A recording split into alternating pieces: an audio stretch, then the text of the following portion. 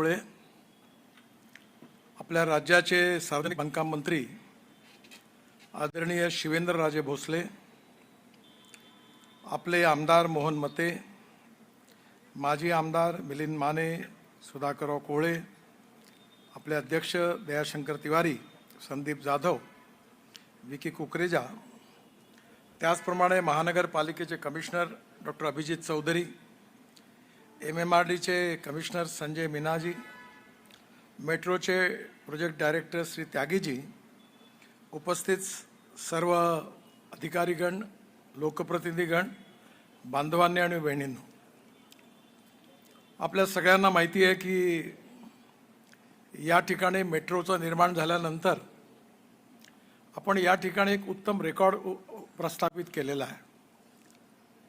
या ठिकाणी संपूर्ण जगामध्ये सगळ्यांना अभिमान वाटावा असं नागपुरात खाली रोड आहे, त्याच्यावरती दिल्ली मुंबई आणि दिल्ली मद्रास आणि मुंबई कलकत्ता या रेल्वे लाईनचा पूल आहे, त्याच्यावरती पुन्हा फ्लायओव्हर आहे आणि त्याच्यावरती मेट्रो आहे।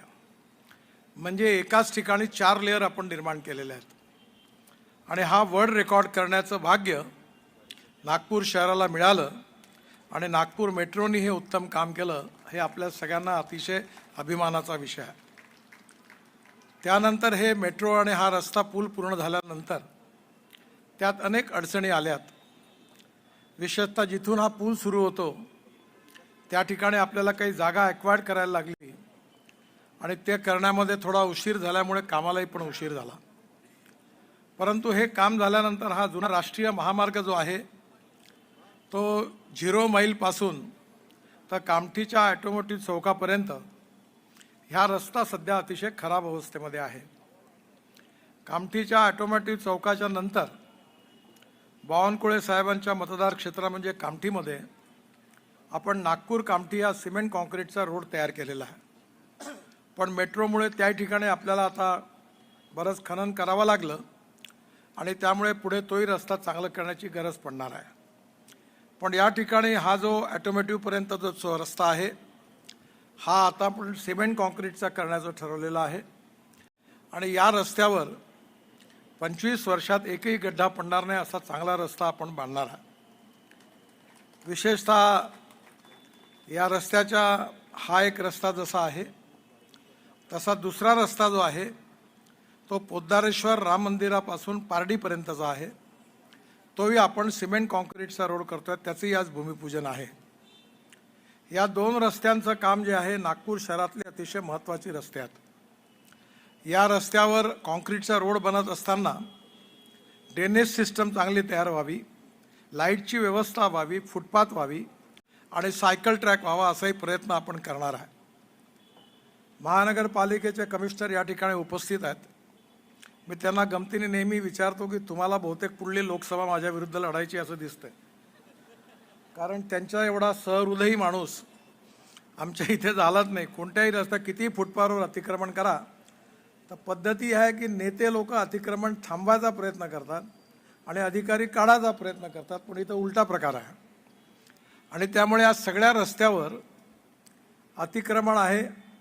त्यांना पर्यायी जागा द्यायला आपण इथे बावनकुळे साहेब ऊर्जा मंत्री असताना मार्केट उभं केलेलं आहे।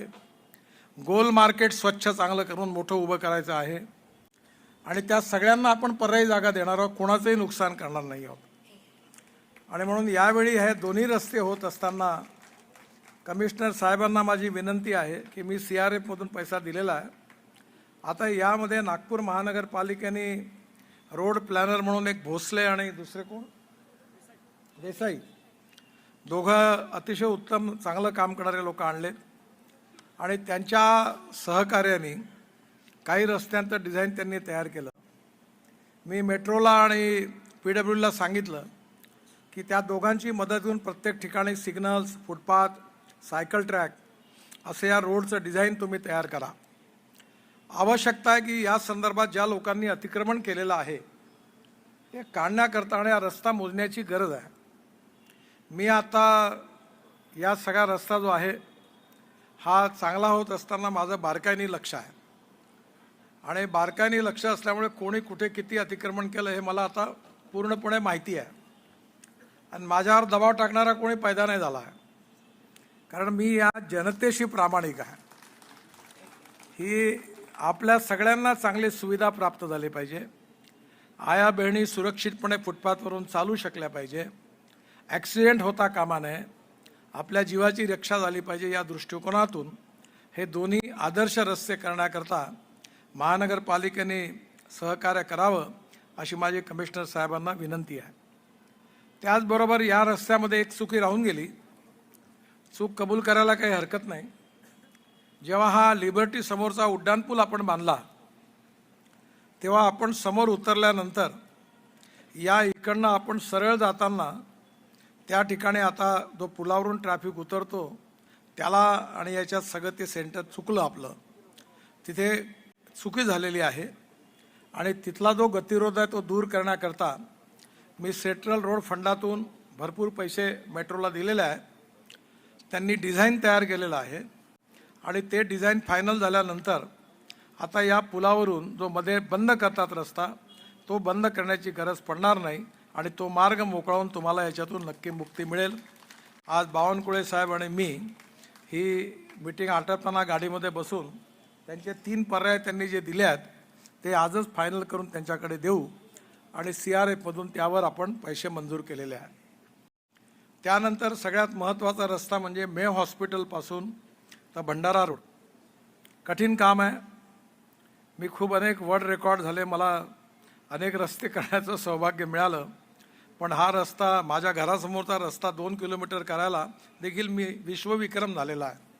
आणि हा विश्वविक्रम करण्यामध्ये मला PWD महानगरपालिका यांनी मोलाचं सहकार्य केलेलं आहे आणि कोणाही केलेलं आहे. त्यामुळे 12 वर्ष लागले 2 किलोमीटर बांधण्याकरता केळीबाग रोडला. आणि अजून एवढा मोठा रस्ता बांधून लोकांची सोय व्हायची आहे. तिथं पूर्ण अतिक्रमण बाजार भरतो. आता मी तिकडे राहायला जाणार आहे आणि त्यामुळे येणाऱ्या काळात तिथेही मार्केट उभं करून त्यांना पर्याय व्यवस्था देऊन तो रस्ता आपण जसा बांधला तसा शहीद चौकापासून 3 नल चौकापासून पूर्ण रस्ता आपण 4 लेन कॉन्क्रीटचा मंजूर केलेला आहे. मला अतिशय आनंद आहे की आपल्या कलेक्टर साहेबांनी आणि कमिशनर साहेबांनी आता लँड ॲक्विशनचा प्रश्न निकालात काढलेला आहे आणि या सगळ्यांचे पैसे मिळाल्यावर त्याही रस्त्याच्या कामाला सुरुवात होणार आहे. त्यामुळे नक्कीच नागपूर शहरामध्ये आराम मिळणार आहे. कमाल टाकीज चौकापासून तर दिघोरीपर्यंतचा उत्तम क्वालिटीचा उड्डाणपूल 80% काम पूर्ण झालेला आहे. या पुलाच्या बरोबरीने कमाल टॉकीज चौकात आपण मोठं मार्केट उभं करणार आहे आणि ते मार्केट उभं करण्याकरता मी जवळपास 60 कोटी रुपये बहुतेक या महानगरपालिकेला ते मार्केट उभं करण्याकरता दिलेले आहे. त्यामुळे ते जर मार्केट उभं झालं तर या उत्तर नागपूर परिसरामध्ये आपल्या सगळ्याची मटन मार्केट, मच्छी मार्केट, फ्रूट व्हेजिटेबल मार्केट आणि त्या मार्केटमध्ये स्विमिंग टँक आणि विशेषतः इथल्या गरीब लोकांकरता हेल्थचं मोठं तिथे जिम, सगळ्या प्रकारचं स्पोर्ट्सचं स्टेडियम देखील त्याच्यात ठेवलेलं आहे. त्यामुळे उत्तर नागपूरमध्ये या भागात विशेषतः स्पोर्ट करता क्लब हाऊससारखी व्यवस्था होणार आहे. मला आनंद आहे की हा प्रोजेक्ट देखील आपल्या सगळ्यांचा उपयोगाचा होणार आहे. या सगळ्यांमध्ये अनेक चुका झाल्या, त्यातली एक चूक माझ्या हातूनही झाली आणि त्यावेळी जे आमदार होते त्या सगळ्यांनी येऊन हा जो पोलीस लाईन टाकळीपासून सरळ जाणारा रस्ता काटोल रोड आहे त्याच्यावरचं अतिक्रमण काढायचा आम्ही निर्णय घेतला होता. पण त्यावेळेच्या आमदारांनी खूप आग्रह केला आणि मी दबावाला बळी पडून त्या ठिकाणी ते अतिक्रमण रोखलं. पण नंतर आता सगळेजण आले आणि त्यांनी सांगितलं की इथे उड्डाणपूल बांधा. त्यामुळे आता लिबर्टीच्या उड्डाणपूल उतरल्यानंतर तिथे पोलीसचंही पण अतिक्रमण आहे. म्हणजे जनतेचा अतिक्रमण आहे तसं रस्त्यामध्ये पोलीसचं पण आहे. मी विचारलं ठेंग साहेबाला का तुमच्या सरकारी अधिकाऱ्याला दिसत नाही का म्हटलंय, कारण त्यांनी तो रस्ता पूर्ण मोठा करण्याचाही आपण निर्णय घेतलेला आहे आणि पोलीसचं जिथून पोलीस लाईन टाकणी सुरू होते तिथून आपण डायरेक्ट काटोल रोडच्या पलीकडे टोल नाक्याच्या पलीकडे आपण आता 560 कोटी रुपयाच्या उड्डाण पुलाला मंजुरी दिली आहे आणि इलेक्शन झालं की त्याच्याही कामाला आपण सुरुवात करणार आहोत. आणि त्याचबरोबर खालचा पूल देखील याच रस्त्यांसारखा कॉन्क्रीट रोड सगळा आणि उत्तम डिझाईन करून फुटपाथ सायकल ट्रॅक करून तोही करण्याचा आपण निर्णय घेतलेला आहे.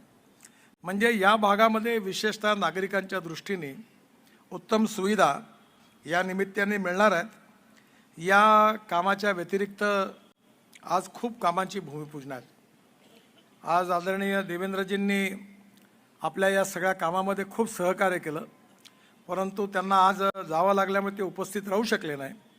पण महाराष्ट्र सरकारने नगरोत्थान प्रकल्पाच्या अंतर्गत आपण या रस्त्याकरता जे लँड एक्विशन करतो त्याकरता त्यांनी पैसे मंजूर केले। माझी बावनकुळे साहेबांना विनंती आहे की त्यांनी या ठिकाणी ही MSCBची जागा माझ्या आग्रहाकरता मेट्रोला दिली आणि मेट्रोने अजून बिल्डिंग रिकामीच ठेवली आहे। जेव्हा मेट्रोचे MD माझ्याकडे काम मागायला येतात तेव्हा मी त्यांना म्हणतो, पहिले हे तर काम पूर्ण करा, ही बिल्डिंग जी रिकामी आहे इथे पर्याय हे सगळे रस्त्यावर बसल्यांना चांगल्या जागा द्या, कोणाच्याही पोटावर लात मारू नका। पण त्याचबरोबर समोरचा गोल मार्केटचा भाजी बाजार आहे। तुम्ही सगळे किती अडचणीत राहता मला माहिती आहे, किती मार्केटमध्ये घाण होते, किती तकलीफ तुम्हाला होते। त्या ठिकाणी उत्तम बाजार निर्माण करण्याकरता तिथे मार्केट उभं करून सगळ्या गरीब लोकांना प्रस्थापित करून तिथे मोठं मार्केट बांधण्याची योजना तयार झाली। मेट्रोला काम दिलं, पण त्याची लीज अजूनपर्यंत काही महापालिकेला मिळालेली नाही आहे। बावनकुळे साहेबांना आत्ताच आम्ही जेव्हा विचारलं स्टेजवर तेव्हा त्यांनाही माहिती नव्हतं। माझी त्यांना विनंती आहे, तेच आता महसूल मंत्री आहे, त्यांनी ह्या लीजचं काम जर ताबडतोब केलं तर समोर गोल मार्केटच्या ठिकाणी मोठा बाजार तयार होईल आणि आपण या सगळ्या लोकांना तिथे अकोमोडेट करू। कोणाचं नुकसान करणार नाही, कोणाचा धंदा थांबवणार नाही, पण रस्त्यावर ॲक्सिडेंट होता कामा नये। आया बहिणींना फुटपाथवरून चालता आलं पाहिजे, मुलांना शाळेत जाता आलं पाहिजे, या दृष्टीने आपण सगळ्यांनी सहकार्य करावं। आता बावनकुळे साहेबांनी की 1 आठवड्यात लीज पूर्ण करून देतो म्हणून सांगितलं। आता त्यागी साहेब गेले का? आता हे लीज झाल्यानंतर काम नाही झालं तर ते जबाबदार राहतील। कसं आहे, जनतेला जरूर शिक्षा होते, पण जे अधिकारी वेळेवर नियमाप्रमाणे काम नाही करत त्याचं काय करायचं हाही प्रश्नच आहे। बावनकुळे साहेब, तुम्ही आता मंत्री आहात, तुम्ही याची चौकशी करा।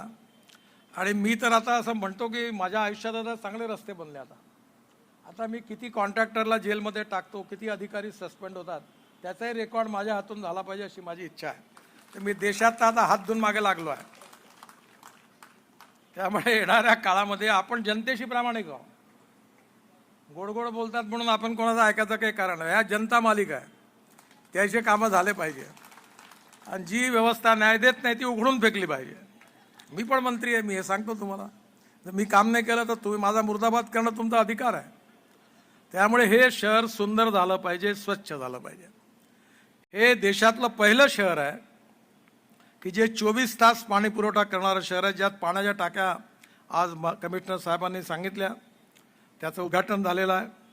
साहेब, आता अजून किती टाक्या बाकी राहिल्या की झाल्या सगळ्या? आता 100% झाल्या। त्यामुळे नागपूरच्या सर्व भागामध्ये आपण येणाऱ्या काळात कमीत कमी 18 तास पाणी सर्व भागामध्ये निश्चितपणे पुरवणार आहोत आणि हे देशातलं पहिलं शहर आहे की जे 24/7चं आपले स्वप्न पूर्ण करणार आहे। या शहरातला कचरा उचलून त्या कचऱ्याला सॅग्रिगेट करून त्या ठिकाणी आपण CNG तयार करणार आहे। त्या कचऱ्यात लिगसी कचऱ्याला आपण बाहेर काढायचा निर्णय घेतलेला आहे।